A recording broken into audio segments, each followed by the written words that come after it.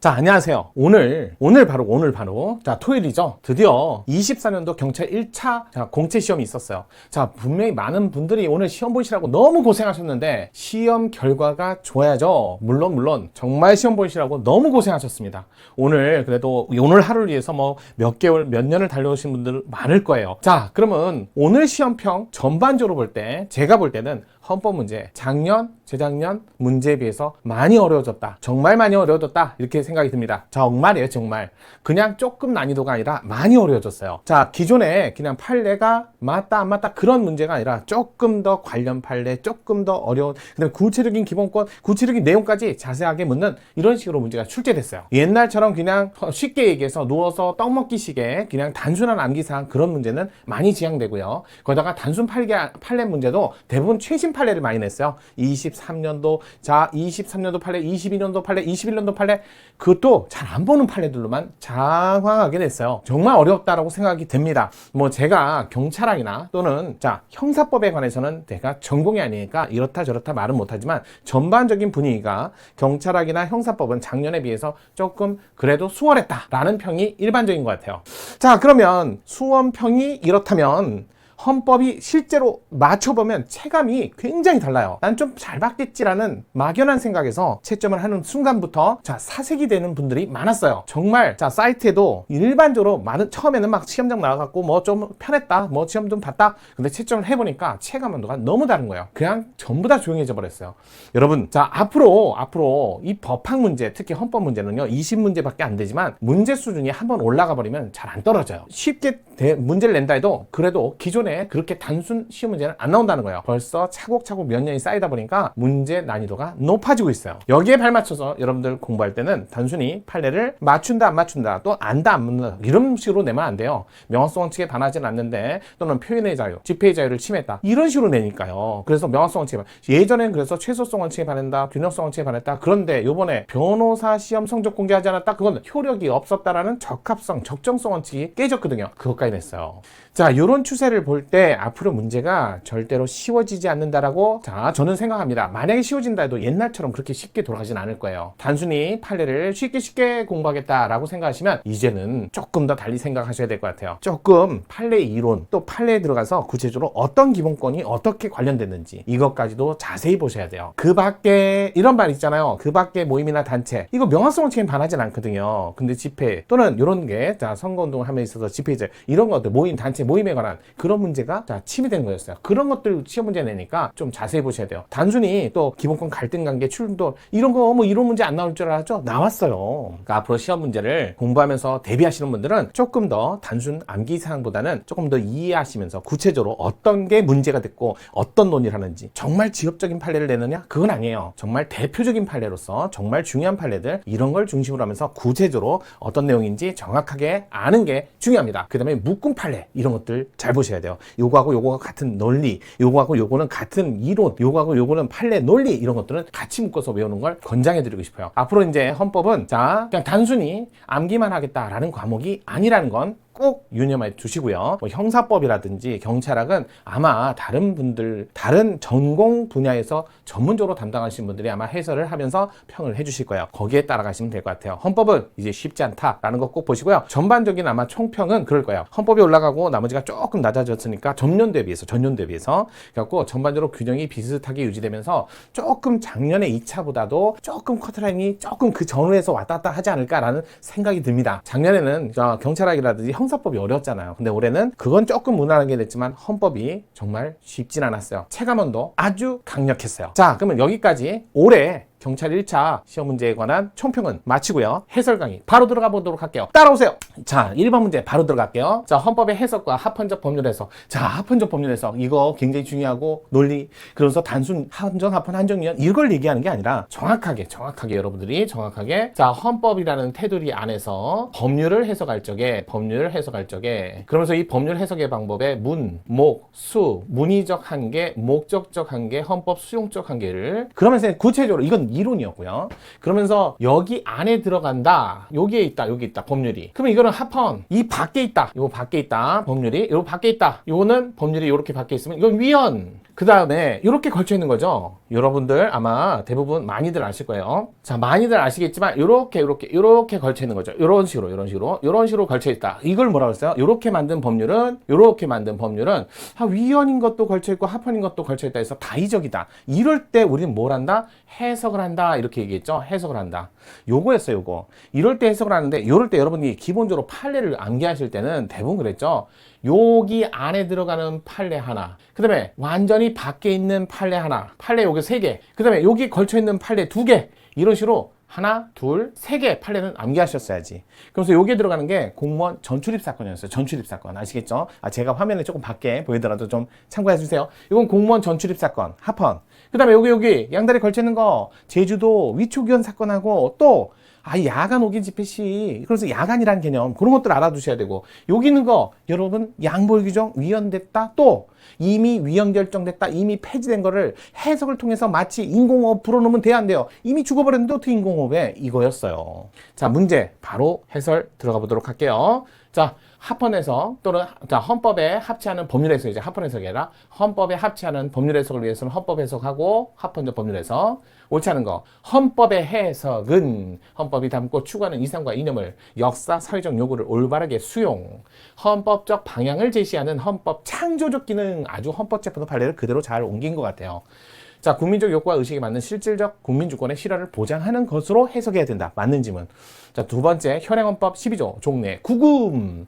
이걸 구속이라고. 자, 과거에 있던 헌법에는 구금이었는데 구금의 종류는 되게 다양하거든요. 구속이라는 거 있잖아요. 형사 절차에서 엄격하게 강제적 절차로, 이런 뜻이에요. 그렇게 좁게 해석을 한 이유는 그만큼, 자, 좁게 해석하려는 이유는 강제 절차인 구금, 이렇게 해가지고, 자, 구속, 구금, 이런 식으로, 자, 신체 자유를 보장 범위를 구금된 사람뿐만 아니라 구인된 사람까지도 넓게 하기 위한 것으로 해석한다. 그러니까 구금이라는 개념보다도 구속이라고 해서 구속감을 느끼는 경우라면 이렇게 갖고 넓게 해석을 해서 인권 보호를 더 많이 하겠다. 인권 보호를, 인권의 보호를 넓게 인정하겠다. 어떻게 보면 반대로 해석이 될 수도 있죠. 그래서 인권 보호를 많이 해주겠다. 그러니까 사람이 늦게 당하는 사람 입장에서는 넓게 구속을, 그 다음에 하는 사람 입장에서는 좁게 하라는 뜻이에요. 그래서 그런 거예요. 그래서 바라보는 입장에서, 당하는 사람 입장에서는 넓게 보호를 받고, 자, 공권력을 행사하는 입장에서는 좁게, 엄격하게, 그런 뜻이에요. 그래서 여기 공권력 행사는 좁게 하고 인권 보호는 넓게 하고, 이런 뜻이에요. 그래서 이거 맞는 지문. 자, 3번 법률 또는 법률 조항은 원칙적으로 가능한 범위 안에서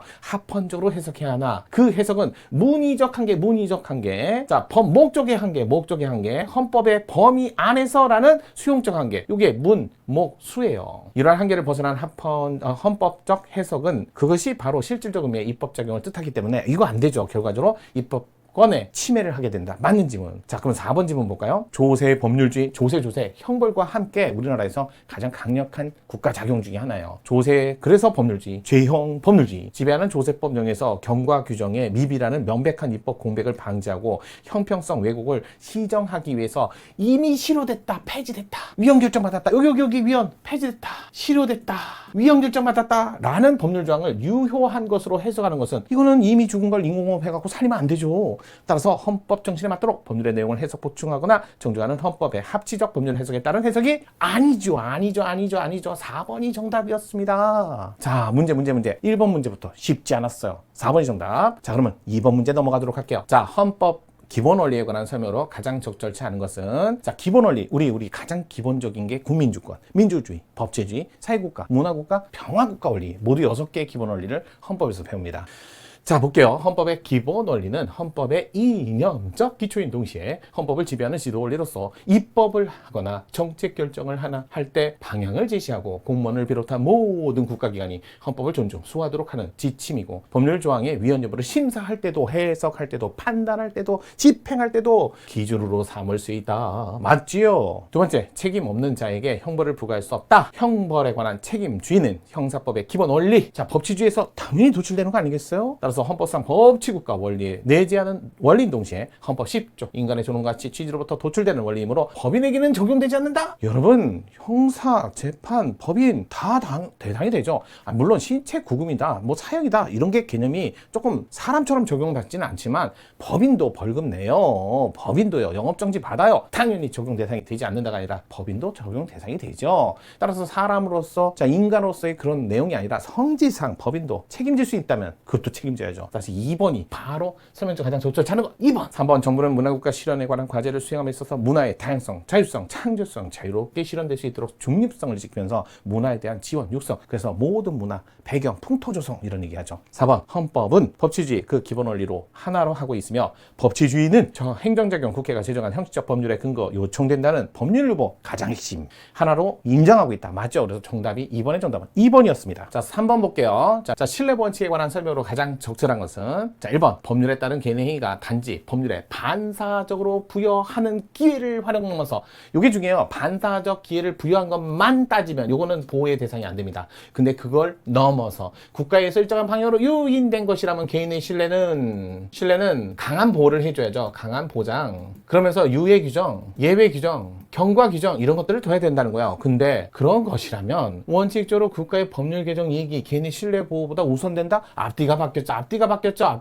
개인의 신뢰 이익을 우선 보호해줘야 된다. 이렇게 나와야죠. 자, 두 번째 산업재해 보상보험 법률 개정을 통해서 최고 보상제도 이 판례 아시죠? 판례가 두 개가 섞였어요. 옛날에 내가 이미 산재받아서 보상금을 받아갖고 계속 유지해 오고 있는데 갑자기 그 금액보다 낮은 최고 보상금을 정한 다음에 나보고 바로 적용하라는 거야. 그럴 때 이 사람은 국가에서 유인된 신뢰처럼 위에 1번의 경우에 해당되니까 유예 예외 규정을 둬야 될 거 아니에요. 근데 단지 2년 6개월? 이거 좁았어. 그때 8년 이 정도 둬야지. 8년은 합헌이었고. 하지만 2년 6개월은 너무 좁았어. 경과기간 동안 국법을 적용한 후 일괄적으로 전면적으로 최고 보상 제도를 적용했다면 위배되지 않는다가 아니라 위배된다. 3번 헌법상 법치국가 원리의 파생 원칙인 신뢰 원칙은 국민의 법률적 규율이 장래 지속될 것이라는 합리적 신뢰를 바탕으로 이를 적용하여 개인의 법적 지위를 형성해 왔을 때 국가로 하여금 그와 같은 국민의 신뢰되도록 보호할 것을 요구하는 것이므로 법률이란 그 하위 규범 적용되는 것이지 국가관리 입시제도와 같은 제도 운영 지침 개폐에는 적용되지 않는다. 여기에도 적용돼야지. 그러면 남은 건 4번밖에 없는 거 맞죠? 그래서 조세법 영역에 있어서 특별한 차성이 없는 한 현재 세법이 변함없이 그래요. 개정이 되기 전까지는 당연히 나는 세금 내야지. 변함없이 유지되려는 납세자의 기대 신뢰는 보호될 수 없다. 그래요. 개정이 되기 전까지는 당연히 법을 적용받죠. 하지만 이 법이 영원하다. 그런 내용은 존재하지 않습니다. 어떻게 법이 영원합니까? 오늘도 세법은 바뀝니다. 따라서 특별한 사정이 없는 한 현재 세법이 변함없이 계속된다? 그런 건 없어요. 만약에 이렇게 표현이죠. 개정되지 않는 동안이라면 당연히 적용받아야 되고요. 하지만 이 법이 계속 갈 거야. 그런 기대는 없어요. 맞아요. 법이 개정되지 않는 신뢰는 보호 대상이 아닙니다. 그래서 정답은 4번이 정답이었습니다. 어려웠어요. 왜 여기까지 내려오는데 아마 고민 좀 했을 거요. 자, 4번 볼게요. 헌법의 제정과 개정. 예전에 헌법 제정 개정 264 아시죠? 263의 동생. 자, 264의 동생 263. 264 다 아실 거예요. 아마 민족 시인으로. 그분의 동생분 20일, 60일, 30일 이상 이내. 국회 의결, 국민 투표. 그래서 여기는 기명으로 3분의 2. 여기는 과투, 투가. 이건 그냥 대국민 상식이에요. 이건 진짜 그냥 떠먹여주는 거지. 근데 어렵게 냈어요. 보세요. 자, 가장 적절한 거 옳은 지문 찾아라. 헌법을 개정하는 것은 주권자인 국민의 보유하는 가장 근본적인 왜? 국민 주권인 이게 대원리니까 가장 강력하게 보호해야 될 권리 중에 권리지만 헌법을 폐지하고 다른 헌법을 모색하는 건 국민에 허용되지 않는다? 뭔 얘기야 국민 주권인데 국민이 결정해야죠. 두 번째 헌법 개정은 국회에서 제적 3분의 2 이상 찬성에 따른 국회 의결을 거친 다음 국민투표에서 자 국회의원 선거권 여기까지 좋아. 과반수 찬성이야? 아니면 투표자의 과반수 투표하고 투표자의 과반수 찬성이야? 이게 나와야지. 이게 벌써 틀렸네. 이게 과반수 찬성만 나오면. 3번 볼까요? 헌법의 재규정 가운데 헌법의 근본 가치보다 추상적으로 설현한 것도 있고 이를 보다 구체적으로 표현한 것도 있지만 이념적, 논리적, 규범, 상호간의 우열은 인정할 수 있다. 맞죠? 여긴 맞아. 우리 헌법의 각 개별 규정 가운데 무엇이 헌법 제정 규정, 무엇이 헌법 개정 규정인지 구분하는 것이 가능하다? 이건 안 되지. 헌법률도 구분 안 하고 제정, 개정 이것도 구분 안 합니다. 이건 불가능하지. 따라서 개별 규정 간의 효력상의 차등은 인정하지 않는다. 인정할 수 있다? 안 되죠. 구단이 틀렸잖아. 4번 우리 헌법은 128조 132조 이게 뭐야? 128조 132조가 2, 6, 3 일반 법률의 개정 절차와는 달리 우리나라에서 법률 개정 절차와 달리 개정보다 곤란하게 어렵게 만들어놨잖아. 그러면 우리가 헌법을 개정할 때는 이걸 따로 써라 라는 강한 의지가 표현이니까 이걸로 하시면 안 되죠. 따라서 헌법 개정 절차 대상을 단지 헌법이라고만 하고 있으므로 이 헌법은 성문헌법, 불문헌법 다 대상으로 뭘 한다? 헌법을 대상으로 개정 절차를 진행해라. 불문헌법은 헌법 조문처럼 글자로는 되어 있지 않지만 기존 헌법을 개정하면서 불문헌법적 내용을 포함시켜버리면 헌법, 불문헌법, 관습헌법, 불문헌법, 관습헌법은 사라진다. 그 얘기죠. 그래서 불문헌법 중 관습헌법.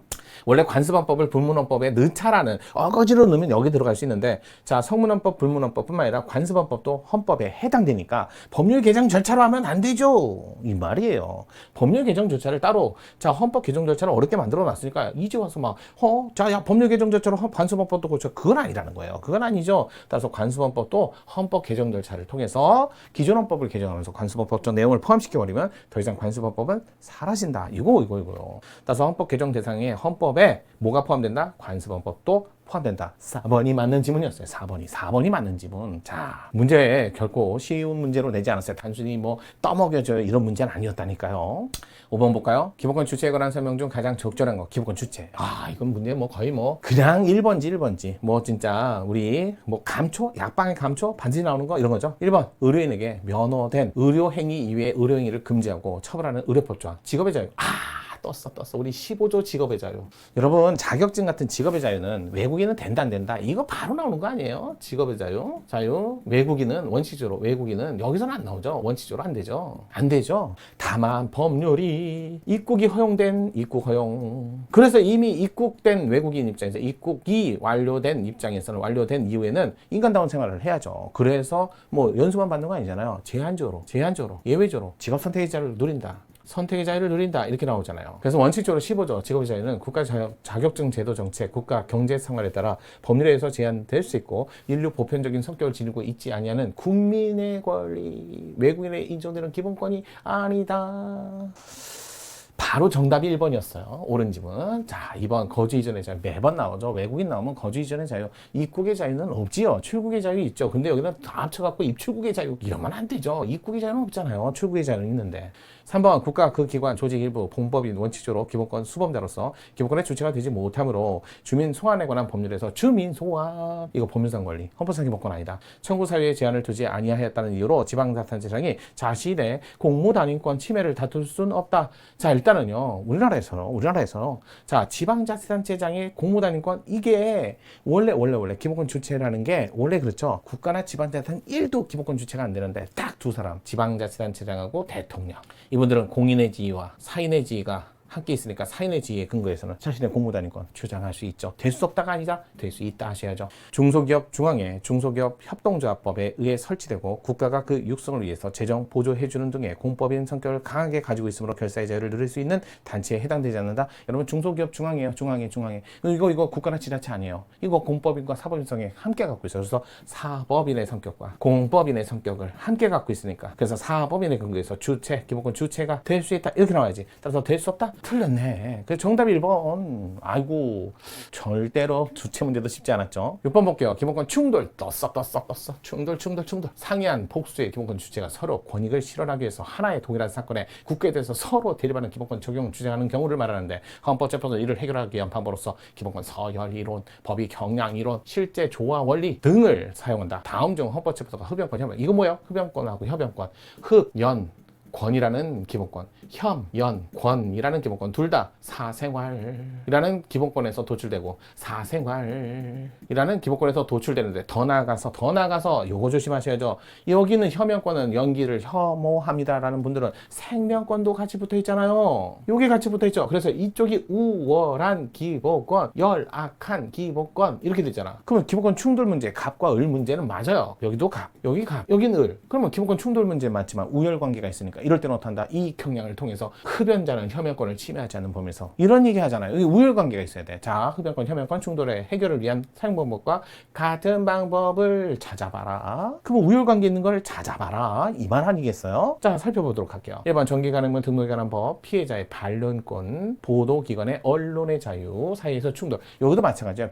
피해자의 반론권은 자신의 정보에 대해서, 내 정보에 대해서 내가 스스로 결정하겠다 이런 거 아니겠어요? 근데 왜 네가 마음대로 공개하느냐? 그래서 개인정보 자기결정권과 어떻게 보면 언론의 자유, 표현의 자유 여기서 나오기 때문에 서로 다른 영역이니까 대등한 기본권 사이의 문제였어요. 그러니까 여기는 우열관계가 아니죠. 자, 두 번째 통신비밀보호법이, 자 여기는 자 개인정보, 자 그다음에 표현의 자유 대등. 다음에 통신비밀보호법이 위법하게 취득한 타인 대화 내용을 공개한 자를 처벌하는 경우 대화 공개자의 표현의 자유와 통신비밀, 요거 사생활이잖아. 사생활 18조에 들어가는 거고 사생활 자유예요. 이 표현의 자유는 21조잖아. 이건 서로 관계, 우열관계 없어. 서로 다른 영역의 문제니까 대등. 자, 3번. 요거 조심해야지. 유니온 샵은 두 개가 다 들었어요. 대등도 들었고, 유니온 샵 사건은 요거는 대등 관계도 들었고, 모두 들었다? 우열 관계도 들었다. 요거 조심해야지. 대등 관계는 단체적 단결권과 개인적 단결권. 얘네 둘 다 단결. 대등이요. 33조. 근데 여기는 우열한 관계는, 자, 단결할 자유와 그다음에 단결하지 않을 자유. 이걸 뭐라고 그래? 적극. 이걸 소극. 근데 33조에는 적극적 자유가 들어있지만 소극적 자유는 단결하지 않을 자유는 21조, 10조 만에 논의니까 이쪽이 우열, 특별, 일반관계, 특별. 일반관계니까 이걸 다시 말해서 여기는 우월한 기본권이고 열악한 기본권이다. 이렇게 얘기할 수 있잖아요. 비슷하게. 그러면 요거는 이거하고 간대 이렇게 얘기를 해야지. 그래서 그런 거예요. 자, 유니온샵 협정 체결 용인하고 있는 노동조합 관계조정법에 의한 노동조합의 적극적 단결권에 근로자가 단결하지 아니할 소극적, 여기 소극적이잖아. 그 떴네 같은 거네. 그게 정답이 3번이었어요. 맞아, 4번 볼게요. 유니온샵 협정 체결을 용인하고 있는 노동조합 관계조정법, 노동조합의 집단적 단결권과 근로자의 단결 선택권. 여기는 개인적 단결권. 이거였네. 이거. 대등. 여기는 대등. 그러니까 1번, 2번, 4번은 대등. 3번만 우열관계처럼 흡연권, 협연권처럼 논의하는 판례. 정답은 3번이었습니다. 자, 우리 7번 볼게요. 과잉금지원칙 설명. 가장 적절한 것은 보험 사기를 이유로 체포된 공인이 아닌 피의자를 수사기관이 기자들에게 경찰서 내에서 수갑을 차고 얼굴을 드러난 상태에서 조사받는 모습을 촬영. 이거 유명한 판례 너무나 많이 나왔어. 이건 너무나 많이 나왔어. 자, 수갑을 찬 채로. 이거 뭐야? 인격권 침해된다는 거. 너무나 많이 나왔어요. 무죄추정권에도 바라고. 따라서 자, 얼굴을 드러난 상태에서 수갑을 차고 있는, 이러면 정당성이 인정된다. 자, 일단은요, 정당성이 위반된 거 많이 있어요. 여러분, 여러 개 있어요. 이거 하나만 있는 거 아니잖아요. 그래서 이러면 정당성에 반한다. 이게 수갑 찬채, 수갑 사건이 있고, 수갑 사건. 그 다음에 뒤로 앉아라, 후방에 앉아라. 몇 개 외워야죠. 그 다음에 혼인빈적 간음죄. 몇 개 외워야죠. 정당성에 반한 판례요. 여러분, 뒤로 앉아라, 수갑죄. 근데 블랙리스트 사건 있잖아요. 이거는 4개는 외워야 돼요, 여러분들. 그 정당성이 인정된다, 정당성에 반했다. 자, 두 번째, 기본권 제한하는 규정. 자, 기본권 행사 방법과 여부에 관한 규정으로 구분할 수 있는데, 방법은 경미한 방법, 여부는 강한 방법. 그러니까 이걸 우선적으로 쓰고 이걸 차선으로 써야지. 방법의 적정성 관점에서 입법자는 우선 기본권 행사 방법에 관한 규제로서 공익을 실현할 수 있는가를 시도하고, 이러한 방법에 관한 공익 달성이 어렵다고 판단했을 때 여부에 관한 규정을 선택해야 된다. 너무나 쉽게 나왔습니다. 알겠죠? 일단은 우선 우리나라에서 방법과 여부, 여기는 맞아요. 행사 방법과 여부는. 근데 적절성 관점, 요걸 조심하셔야 돼요. 이거는 방법과 여부에 관한 얘기는 제가 항상 얘기하지만 필, 상, 4단계. 필, 상. 여기 항상 얘기하는 게 있어. 항상. 그러면서 정당성. 이거는 정당성이라고 하면서 목적이 있어 없어? 이렇게 얘기하는 거지. 목적이 있어 없어? 그다음에 적합성이라고 하죠. 적합성. 이거는 효과가 있어 없어? 이렇게 얘기하고. 필요성이라고 하죠. 최소성. 여기서 뭐라고 그래요? 여기서 쓰는 말이잖아. 행사 방법을 먼저 쓰고 여부에 관한 방법을 나중에 쓰고, 그다음에 임의적 방법을 우선 쓰고, 안 되면 필수적 방법으로 가라. 이렇게 된 거고. 그다음에 여러분 상당성, 균형성 뭐라고 그래야 돼? 공익과 사익 사이의 균형성, 이렇게 얘기하는 거지. 그래서 항상 쓰는 말이 딱딱딱딱 정해져 있다 그랬잖아. 그럼 봐봐. 적합성 관점에서 적절성이나 적정성이나 절성이나 적합성이나 같은 말이에요. 적절성, 적정성, 적합성 다 같은 말이에요. 그럼 적정성, 적합성에서는 효과가 있어 없어를 따져야지. 갑자기 행사 여부? 이건 필요성에서 나오는 건데 필요성에 관한 문제라니까. 정말 어려웠어요. 필요성에 관한 문제라니까. 필요성에 관한 문제라니까. 관점에서 이렇게 나와야지. 입법자는 기본권 행사의 방법 먼저 쓰고 안 되면 여부. 이거는 맞아요. 후단은 아주 잘 맞아요. 근데 앞에 전제가 잘못됐어. 이거 못 찾은 사람 되게 많을 거예요. 3번 변호사 시험 성적을 합격자 공개하지 않도록. 이건 유명한 사건이야. 이거는 진짜 외웠어야지. 자, 이거 딱 나오면 변호사 시험 성적 공개하지 않은 거. 일단은 뭐야? 뭘 침해한 거야? 알 권리 침해잖아. 알 권리 침해. 알 권리 침해. 침해. 알 권리 침해잖아요. 이거 알 권리 침해. 다만 뭐였어요? 알 권리 침해할 때 정당성은 있었으나 뭐부터 깨졌다? 적합성, 필요성, 상당성. 이게 세 가지가 다 깨졌다고. 이거 안 나온 것 같아요? 이거 경찰간부 시험 문제에서 나왔었는데 통으로 하나로 나왔는데 사례 문제로. 그래서 이거는 자 입법 목적 달성하는데 적합한, 적절한, 적합한, 적정성 다 같은 말이라죠. 적절한 수단이라고 볼 수 없다. 맞아요. 3번이 맞아요. 어려운 문제였어요. 자 4번 형사재판에서 피고인 출석 수용자에 대해서 사복 착용. 형사재판에 확정이 안 됐을 때 피고인이잖아요. 확정이 안 됐잖아요. 근데 왜 출석하는데 사복 착용을 불허하면 무죄 추정 원칙에 반한다고 했잖아요. 형집행 수용자 처우에 관한 법률 조항은 형사재판 받는 수용자의 도주를 방지하기 위한 것으로 목적의 정당성은 인정되나 재판 과정에서 재소자의 의뢰를 입게 하는 것이 도주의 방지를 위한 필요하고도 유용한 수단. 그러니까 목적의 정당성은 인정되지만 필요하고도 유용한 수단이라고 보기 어렵다 해서 필요성 원칙, 최소성 원칙 그거에 반했다. 자, 필요성 원칙, 최소성 원칙에 반했다? 이게 자, 적절하고 유용한 수단이라고 보기는 어렵다. 자, 일단은요. 이거 조심해야 되는 게 적합한 수단은 맞았어요. 하지만 최소 수단, 최소성에 반했어요. 이러니까 여기까지는 위반되지 않고 여기서 위반됐다니까요. 적절성, 적합성. 그러니까 도주 방지를 위한 필요하고도 유용한 수단? 한마디로 적합성, 필요, 효과 있는 이런 말이거든요. 그래서 적합성 원칙에는 반하진 않았어요. 그래서 보기 어렵다가 아니라 필요하고도 유용한 수단은 맞지만 최소성 원칙에 반했다니까. 최소성 원칙. 그래서 정답이 3번이었어요. 되게 어려운 문제였어요. 그러니까 여러분들이 정적필상에 이 의미를 정확하게 하면서 여기서 쓰는 단어, 여기서 쓰는 단어를 정확하게 아느냐가 문제. 드디어 나왔어. 저는 나온다 봤어요. 자, 8번 볼게요. 부작위에 의한 기본권 침해 설명 중 가장 적절한 것은 자, 가족관계 등록에 관한 법률은 직계혈족이기만 하면 사실상 자유롭게 그 자녀의 가족관계 증명서, 기본증명서, 교부를 청구, 발급받을 수 있도록 규정함으로써 가족폭력 피해자 개인정보, 가족폭력 가해자인 전 배우자의 무단으로 유출될 수 있는 경우 이는 가족폭력 피해자 보호하기 위한 구체적 방안을 마련하지 아니한 진정입법 부작위. 요번 나머진 다 잘 설명했어. 왜? 지금 현재 가족폭력 피해자로서 지금 이혼 소송 중에 그 피해자 입장에서는 그게 무서워서 막 이사를 가고 있는데 아직까지 이혼이 안 돼서 또 자녀분이 있어서 혈족이 남아 있어서 계속 주소를 알 수 있게 하면 그거 얼마나 살 떨리겠어요. 그건 못하게 해야죠. 침해죠. 근데 문제는 이 법률에는 다 뒀는데 몇 개만 빠진 거야. 그러면 몇 개만 빠졌으면 진정입법 부작이야? 부진정입법 부작이야. 부진정입법 부작이 참 이거 부진정입법 부작이에요. 진정입법 부작이가 아니라 개인정보 자기결정권 침해한다? 이것도 맞다니까요. 다 이 부분을 틀리겠어요. 이 부분을 정확하게. 와우. 2번 국군 포로 송환 대우에 관한 법률에 따라 대통령 등록 포로 등록하기 전에 사망한 귀환 포로 귀환하기 전에 사망한 국군 포로 예우 신청 기준 방법 필요한 사항을 대통령령으로 제정 개정할 의무가 있음에도 상당한 기간 동안 정당한 사유 없이 그 예우에 관한 사항을 대통령령으로 규정하지 않은 행정입법 부작위는 등록 포로 등의 가족이 청구인의 명예권을 침해한다. 이거. 국군 포로 사건. 이게 대표적으로 맞는 점이죠. 명예권 침해. 이게 왜 명예권을 침해했냐면 그분들의 명예 회복을 이런 것들을 노력해야 되는데 그거를 상당한 기간 동안 정당한 사유 없이 예외에 관한 사항을 규정하지 않았으니까. 그래서 침해다. 맞아요. 이거. 3번 진실화해 과거사 정리 기본법에 따라 행안부 장관, 법무장관 진실화해 이거 조심하셔야 돼요. 이 법에 의해서 직접 보상금, 배상금 이런 거는 의무가 없어요. 이런 의무는 없어요. 하지만 진실화해자 기본법에 따라 피해자의 명예회복을 위해서 또는 화해 권고라든지 명예회복이라든지 회복이라든지 또는 회복 또는 화해 이런 것들을 위한 노력은 했어야지. 노력할 의무가 있죠. 의무가 있는데 이 의무요 헌법상 의무예요. 헌법상 의무. 이게 중요했어요. 이거는 없어요. 이거는 없어요. 직접 보상금이나 배상금을 이거는 없어요. 그래서 진실 규명 사건의 피해자의 명예회복을 위한 적절한 조치를 취할 의무가 있고 이 의무는 헌법에서 유래하는 자기의무가 아니라 자기의무였어요. 4번 통일부 장관 발표한 북한에 대한 신규 투자 프로. 이거 유명했던 사건이 사건이었어요.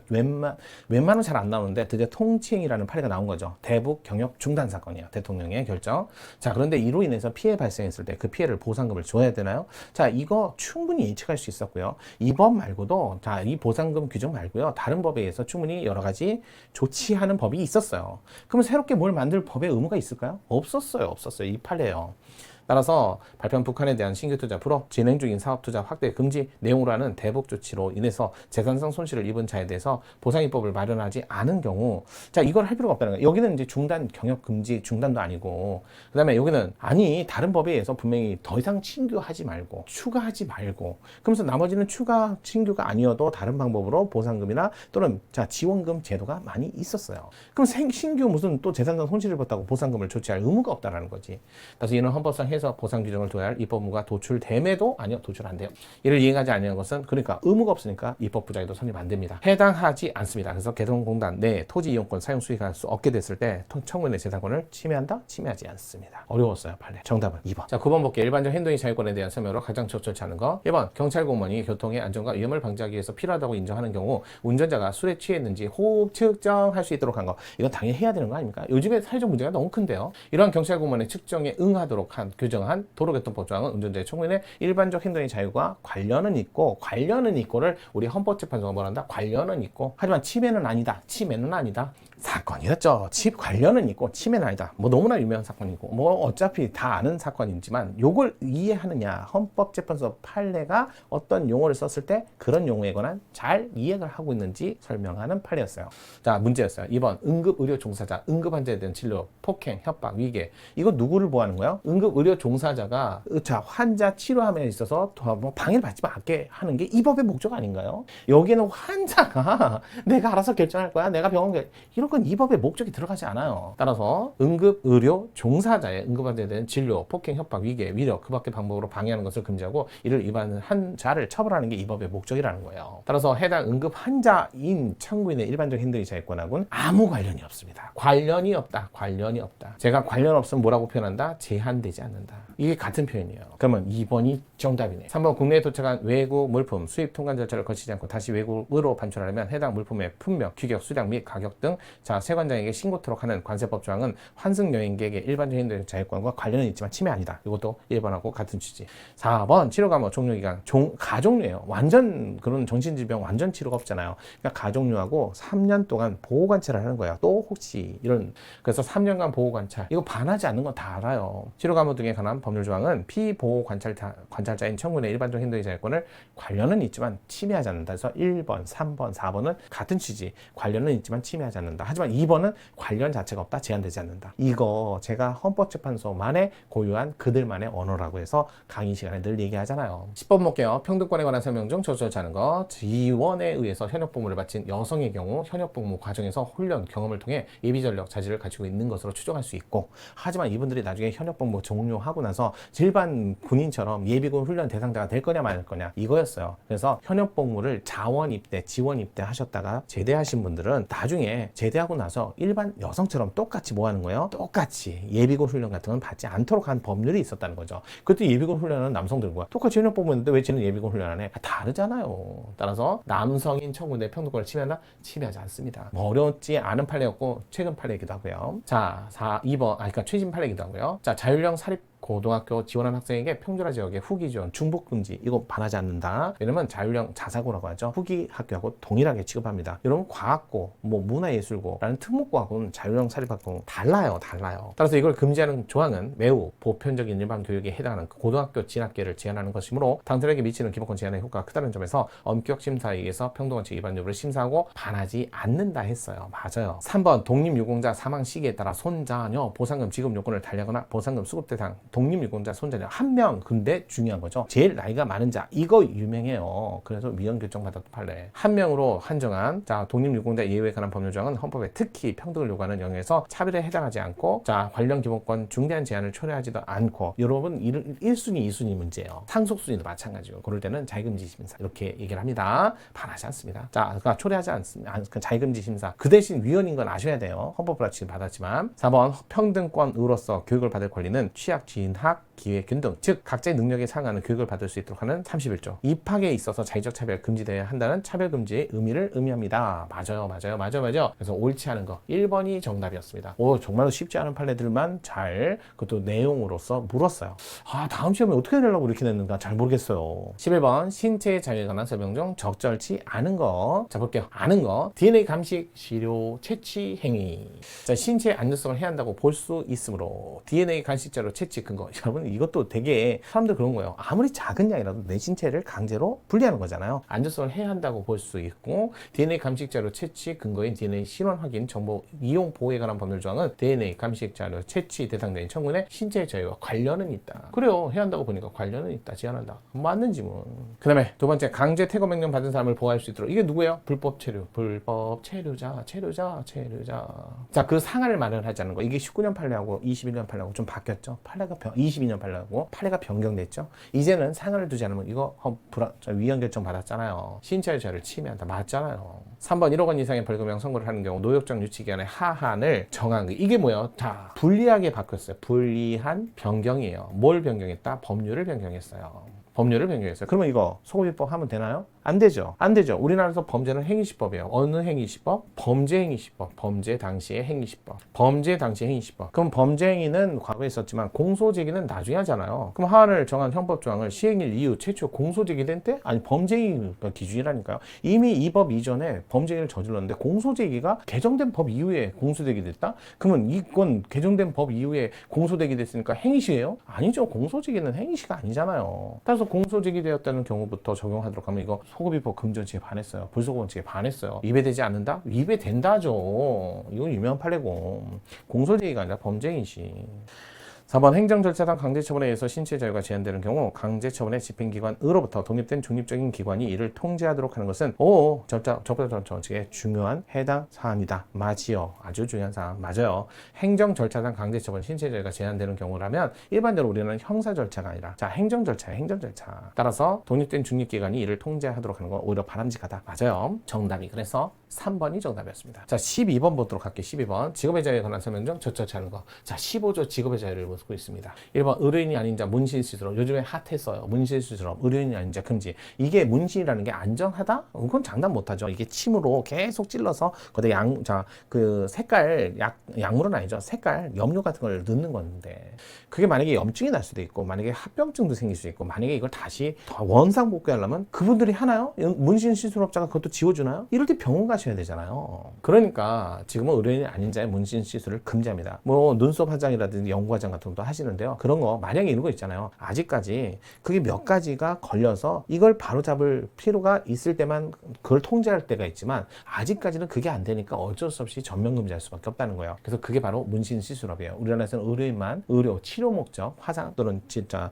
이런 어떤 흉터 뭐 이런 것들 그다음에 그런 목적으로만 문신시술을 하는 거지 미용 목적은 원칙적으로 우리나라 의료인 아닌 자는 안 돼요. 따라서 금지하고 처벌하는 거 반하지 않는다. 결과는 다 아세요. 자, 의료법 조항은 문신시술업자에 대해서 의료인 자격 요구하지 않고도 시술자의 자격, 위생적인 문신시술 환경, 문신시술 절차 및 방법에 관한 규제를 통해서 안전한 문신시술을 보장할 수 있다는 점에서 과잉금지원칙에 입에되어 문신시술업 삼고자 하는 청구인의 직업선택을 지배한다? 노. 과잉금지원칙에 반하지 않습니다. 1번이 정답이었어요. 1번이. 자, 이거를 간단히 아마 판례를 잘 알고 계신 분은 넘어갈 수 있는 문제였어요. 2번 직업 선택의 자유와 수행의 자유. 선택의 자유는 결정의 자유는 강한 제한, 수행의 자유는 행사의 자유로서 약한 제한. 기본권 주체에 대한 제한의 효과가 다르다. 강약. 제한이 있어서 적용되는 기준 또한 다르고 특히 직업 수행의 자유에 대한 제한의 경우는 인격 발현에 대한 침해 효과가 일반적으로 직업 선택의 자유에 대한 선택의 그 자체에 대한 제한 비해서 작고 강하고 강약이라고 그랬죠. 강약. 작기 때문에 직업 수행의 자유는 작기 때문에 그에 대한 제한은 보다 폭넓게 허용된다. 맞죠?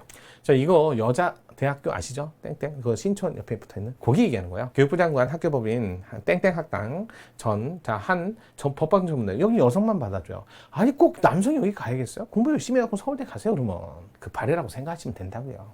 설치인가 중 여성만을 입학 자격 요건으로 한다 해도 자 관련은 있지만 침해는 아니에요. 맞아요. 선택의 자유를 제한은 되지만 침해는 아니에요. 4번 성매매, 성판매 입장에서 생활의 기본적 수요를 충족 위한 소득활동 해당함을 부인할 수 없으므로 성매매를 한 자 형사처벌하도록 규정한 성매매 알선에 관한 처벌에 관한 법률 조항은 성매매자의 판매자 자 직업 선택의 자유를 제한은 하지만 어쩔 수 없어. 이거 근절해야지. 뿌리 뽑아야지. 반하지 않는다. 이렇게 보시면 될 것 같아요. 자, 우리는 우리나라에서 직업은 공공무해성을 성을 요건으로 보지 않습니다. 그렇기 때문에 일반적으로 성 관련 것도 직업에 들어가지만 그만큼 합당한 책임은 좀 지셔야 돼요. 그렇게 정리하시면 될 것 같아요. 정답은 1번이었어요. 자, 13번 볼까요? 표현의 자유. 21조. 나올 게 나왔죠. 뭐 집시법도 있고 많이 있지만 이거는 이제 판례. 요거는 그렇게 최근 판례로만 모아서 문제를 낸 것 같아요. 자, 1번 표현의 자유는 국민 개인적 차원에서 자유로운 인격 발현 수단과 동시에 합리적이고 건설적인 의사 형성, 진리 발견 수단이 되며 국가 사회적인 차원에서는 민주주의 국가와 사회 존립 발전에 필수 불가결한 기본권이다. 맞죠? 옳은 지문. 자, 사회복무요원 떴어. 이 판례 유명하죠? 이분들 공익성이 높아요. 따라서 정당 가입을 할 수 없도록 규정한 병역법 조항은 사회복지시설에 근무하는 사회복무요원의 경우 민간 영역에 근무하고 그 직무의 성질상 정치적 중립을 훼손할 가능성이 거의 없음에도 불구하고 자, 일괄적으로 정당 가입을 금지했다. 정당 가입은 안 돼요. 이분들은 공익성이 높기 때문에 가입을 금지한 건 침해가 아니라 반하지 않는다. 그래서 2번이 틀렸어요. 2번이.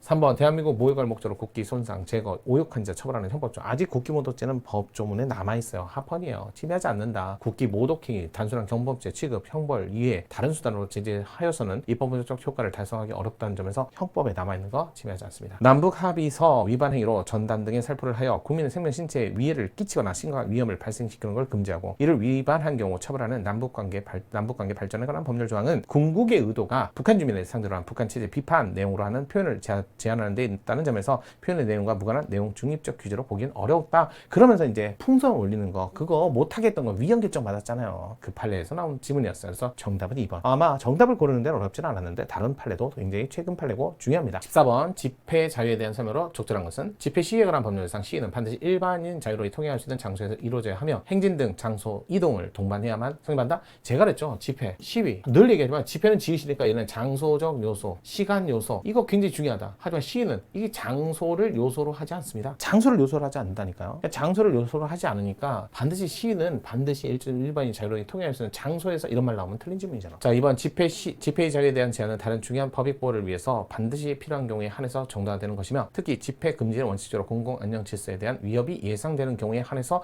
허용될 수 있다. 자, 일단은 집회는 원칙적으로 허용 안 되고 예외적으로 허용된다. 이게 말이 안 되죠. 원칙적으로 안 되고 예외적으로 허용된다? 이러면 틀린 질문이죠. 집회 시위는 기본권이 자유권이에요. 3번 집회 시위를 하기 위해서 인천에 잔디 마당 서울광장하고 똑같죠. 자, 잔디마당 경계 내 부지에 사용허가 신청을 한 경우 인천광역시장이 이를 허가할 수 없도록 제한하는 인천의 뜰 사용 관리에 관한 조례 조항은 헌법 21조 규정하고 있는 집회에 대한 금지 원칙에 집회 허가제를 하면 안 되는 거예요. 원래 21조 2항은 표현의 자유에 개인적 표현에도 허가제 안 되고 단체적 표현에도 허가제는 안 돼요. 둘 다 허가제는 금지 원칙에 위배된다. 이거 최근 판례잖아요. 위배되지 않는다. 최근 판례잖아 이거. 위배되지 않는다. 이거 위배되지 않는다. 최근 판례. 이거 바로 나왔어요 또. 4번 누구든지 선거운동 기간 중에 선거에 영향을 미치게 하기 위해서 그 밖에 집회나 모임을 개최할 수. 이거 중요하다고 했잖아요. 그 밖에 모임이나 집회나 모임. 이거 명확성 원칙에는 반하지 않았는데. 자, 표현의 자유, 표현의 자유. 여기서 위반됐다. 따라서 개최할 수 없고 이를 위반한 자 처벌하는 공직선거법 조항은 선거의 공정이나 평온에 대한 구체적 위험 없는 경우인데도 해당 목적으로 해서 일반 유권자 집회나 모임을 전면적으로 금지하고 있으니까 따라서 처벌한다는 점에서 과잉금지 원칙 위배되어 해당 일반 유권자의 집회 자유를 침해한다. 맞는 지문 4번이 정답. 그리고 조심하세요. 이거 명확성 원칙은 반하진 않았어요. 이것도 나올 수 있어요. 자, 15번 사생활 비밀 자유에 관한 설명으로 가장 적절하지 않은 것은 사생활 비밀 17조죠. 사생활에 관한 사항으로서 비밀 내용이요. 자, 공개되지 않고 알려지지 않고 침해받지 않는 거. 따라서 일반인의 감수성을 기준으로 할 때 공개를 원하지 않는 사항을 우리는 사생활 이미 공개됐다. 그다음에 대적 해명, 도로의, 설광장 이런 건 사생활하고 관련성이 없잖아요. 두 번째 볼게요. 자, 사생활 비밀 자유는 개인의 내밀한 내용의 비밀을 유지할 권리. 개인이 자신의 사생활, 불가침을 보장받을 수 있고 개인의 양심 영역이나 성적 영역 같은 내밀한 영역에 대한 보호, 인격적인 감정 세계, 존중할 권리와 정신적 내면 생활, 침해받지 않을 권리까지도 보호 대상이 됩니다. 맞아요. 맞아요. 자, 이 어린이집 폐쇄로 CCTV 설치해야죠. 이거 반하지 않는다. 아유, 너무나 많이 나왔다. 자, 관련은 되지만 침해하지 않는다. 네 번째, 인터넷 통신망을 통해 송수시라는 정기통신에 대한 감청, 범죄 수사를 위한 통신제한 조치 하나로 정한 통신비밀보호법. 여러분, 통신비밀보호법에도 영장주의 적용합니다. 영장주의 적용합니다. 범죄 수사를 위한 인터넷 회신 감청을 위한 법원의 허가를 얻도록 정하고 있는 건 침해 아니죠. 오, 이게 왜 침해예요? 모든 정보가 감청 대상이 되니까 반한다. 아니에요. 법원의 영장은 특정이 돼야만 되기 때문에 이거 반하지 않습니다. 요거 4번이 정답. 16번 볼까요? 개인정보 자기결정권. 독자적 기본권으로서 열거되지 않은 기본권에 해당되고 독자적 기본권이다. 가장 적절하지 않은 거. 개인정보 자기결정권 보호 대상이 되는 개인정보는 이미 공개된 정보. 자, 그것도 포함된다. 개인의 신체, 신념, 사회적 지위, 신분 가치, 개인의 인격 주체성을 특정짓는 사항으로서 개인 동일성을 식별할 수 있게 하는 일체의 정보. 반드시 개인의 내밀한 영역이나 사사의 영역 속하는 정보에 국한하지 않고 이미 형성되었거나 이미 공개된 정보도 포함된다. 이거 뭐 진부한 옛날부터 많이 나온 지문. DNA 신원 확인 정보도 개인정보 맞아요. 자, 취득한 정보로서 당의 정보만 특정 개인을 식별할 수 없더라도 다른 정보와 쉽게 결합하여 당의 개인을 식별할 수 있는 정보에 해당하는 개인정보 맞아요. 이거 3번 DNA 잠식 시로 채취 대상자가 사망할 때까지 DNA 확인 정보를 데이터베이스를 수로 관리할 수 있도록 규정한 이게 누구예요? 자, DNA 신원 확인 정보에 관한 법률에 따라서 형이 확정된 자 뭐 이런 분들. 자, 조항은 대상자의 재범 위험성을 고려하지 않고 일률적으로 아니야. 이분들은 형이 확정된 자를 전제로 하기 때문에 재범의 위험성을 고려하지 않고가 아니라 재범의 위험성을 고려해서 일률적으로 대상자가 사망할 때까지 DNA 신원 확인 정보를 보관하는 거지 공개하는 것도 아니에요. 따라서 과잉금지 원칙에 위배되지 않습니다. 침해되지 않습니다. 아주 많이 나오는 판례였고 최근 판례기도 하고요. 4번 개별 의료급여 기관으로 하여금 수급자의 진료 정보 국민건강보험공단에 알려줄 의무 등 의료급여 자격관리 시스템에 관해서 규정한 보건복지부 고시조항 동조항에 의해서 수집되는 정보 범위가 건강생활 유지비 지원에 관한 급여 일수 확인을 위해 필요한 정보에 제한되어 있다는 점에서 그럼 객관적이잖아. 어차피 나의 지원 혜택을 위한 거지. 내 정보를 뭐 공개해갖고 뭘 주겠다 그런 건 아니잖아요. 따라서 자, 생활유지비라든지 급여일수의 확인을 위해서 그런 정보에 제한되어 있다는 점에서는 침해하지 않는다. 맞지요. 정답은 3번이었습니다. 자, 박스 문제 이거 하나밖에 없었어요. 자, 기억니은 디귿을 나오면 기억니은 보고 바로 정답 한번 찾아보죠. 자, 양심의 자유에 관한 설명 옳고 그름 내용상 단순히 국법 질서나 헌법 체제를 준수하겠다라는 이게 준법서였어. 이거 강제도 아니었고요. 양심의 문제도 아니었어요. 이게 무슨 양심의 문제야? 객관적이지. 법을 지키겠다는 게 양심입니까? 준법사약은 어떤 구체적이거나 적극적 내용을 담지 않은 채 단순한 헌법적 의무를 확인하는 설계에 불과하니까 양심의 영역을 건드릴 것은 아니다. 맞네? 기억 옳은 집은 니은 양심 형성의 자유는 형성 마음속에 머무르고 있는 동안에는 절대적으로 보호되는 기본권 맞아요.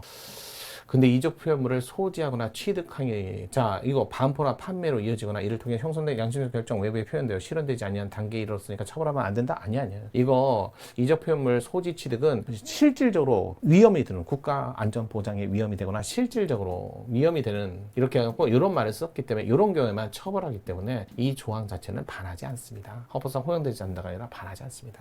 그래서 이 실질적 처벌 이게 실질적일 때만 처벌하는 그런 식으로만 되기 때문에 반하지 않는다. 그래서 기억은 맞고 니은은 틀리니까 기억은 맞고 니은이 틀린 거 찾아보세요. 이거 두 개밖에 없잖아요. 그럼 디귿에서 바로 결정나는 거죠. 자, 가해성에 대한 조치로서 피해에 대한 서면 사과 떴어. 얘는 뒤도 돌아주지 말고 반하지 않는다. 그래서 자, 주의나 경고, 권고적 조치만으로 달성하기 어렵다는 점을 고려할 때 과잉금지 원칙에 위배되어 가해성이 양심의 자유를 침해하지 않습니다. 위배되지도 않고 침해하지도 않는다. 맞네요. 정답은 2번. 이렇게 푸시면 되죠. 니을 보안관찰 처분, 보안관찰 처분 대상자가 보안관찰 해당 범죄 다시 저지를 위험성이 있는 내심의 영역을 벗어나 외부에 표출되는 경우 위험 방지를 위해서 내려지는 특별 예방적 목적의 처분이므로 보안관찰 처분의 요건관찰 체를 규정한 보안관찰 처분 보안관찰법 2조, 3조, 4조, 12조 1항, 14조 보안관찰 처분 대상자의 양심의 자유를 침해하지 않습니다. 맞는 지분. 그래서 정답이 2번이었어요.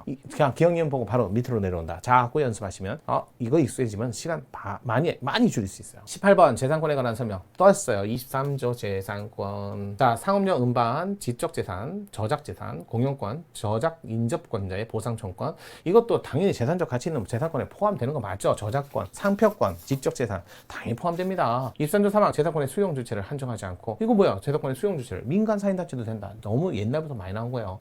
국가 등의 공적기관에 한정하여 해석할 이유가 없다. 맞죠? 금융위원회 위원장 이거 22년도 판례.